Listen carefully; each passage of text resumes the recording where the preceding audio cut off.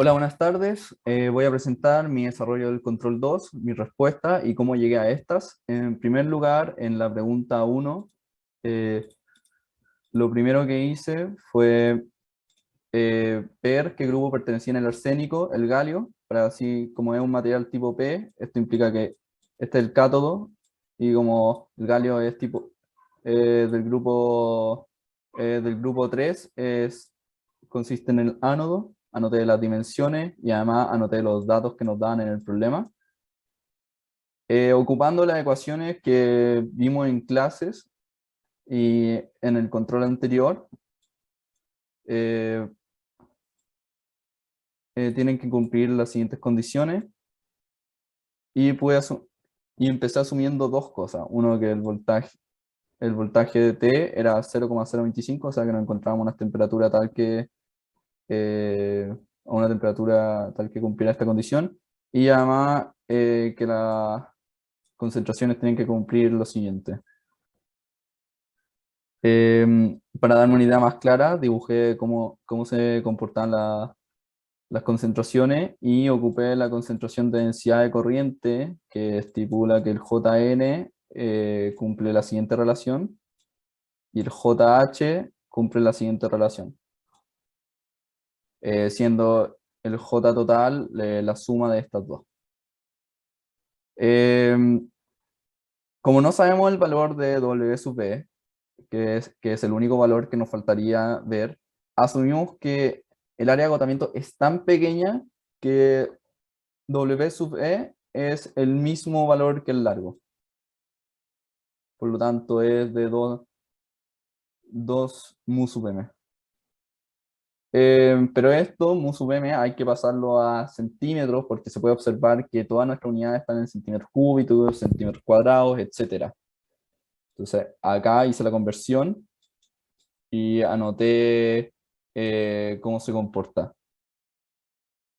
El J sub n, acá está su desarrollo, esto es puro desarrollo matemático, con lo cual conseguí la siguiente expresión.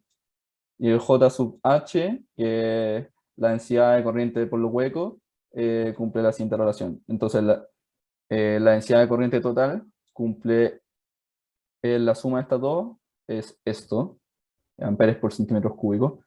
Y por lo que sabemos de nuestros cursos de análisis y diseño de circuito eléctrico, es que como esta corriente va en X tongo, entonces, o sea, esta densidad de corriente va en X tongo, entonces la corriente también tiene que ir en X tongo, y la corriente va a ser la densidad de corriente por el área transversal por la que pasa. Entonces, en este caso, por el ancho, por el largo, ya que estamos en sistemas como cartesianos y X y Z, que corresponden al siguiente. Notar que el largo y el ancho está basado a centímetros cúbicos, o sea, centímetros. Al realizar la integral, obtuvimos que la corriente en relación al voltaje cumple la siguiente expresión. Para la parte 2, lo primero que hice fue dar una idea básica de cómo funcionaba en sí el circuito y lo que quería lograr. Entonces, de una fuente pasábamos a nuestras casas de 220 a 50 Hz, pasaba a nuestra casa, se transformaba a 12 voltios manteniendo los 50 Hz, y después para cargar nuestro celular teníamos que obtener que el rizado fuera de menor del 1%. Entonces, para cumplir esto, me propuse que el circuito tenía que ser lo más básico posible, siendo el ejemplo más básico que se vio en clase un circuito de un diodo, un condensador y una resistencia. Hay que notar que en la parte 1 asumimos o sea, sabemos que en nuestra parte 1 se comporta como un diodo y por eso lo podemos usar en esta expresión. Sabemos que este circuito se comporta de la siguiente forma, siendo el voltaje Vred como el máximo valor que puede tomar el Vout.